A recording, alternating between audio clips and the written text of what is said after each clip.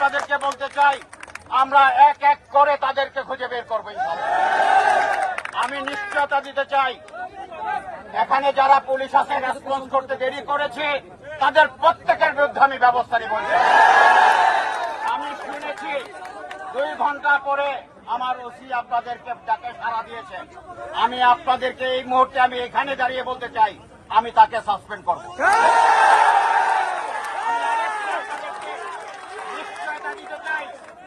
আমি নিশ্চয়তা দিতে চাই, যারা এই ফেসিবাদের সাথে আঘাত করবে তাদেরকে পুলিশের চাকরিতে করতে দেওয়া যাবে না, চাকরি করবে না।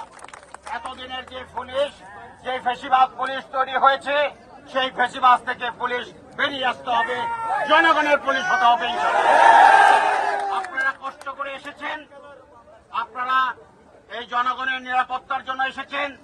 যাদেরকে এইভাবে পিটেল, গত 17 বছর যাবৎ আপনাদেরকে অন্যায়ভাবে অত্যাচার করেছে, এই দেশের উপর জুলুম করেছে, এখনো তারা মাথা চারা দিচ্ছে।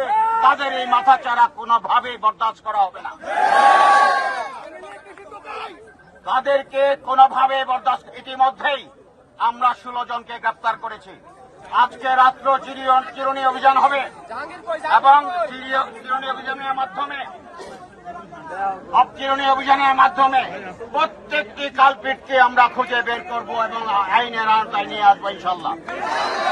আপনারা জানেন, ইতিমধ্যে মন্ত্রণালয় সিদ্ধান্ত নিয়েছে, স্বরাষ্ট্র মন্ত্রণালয় সিদ্ধান্ত নিয়েছে।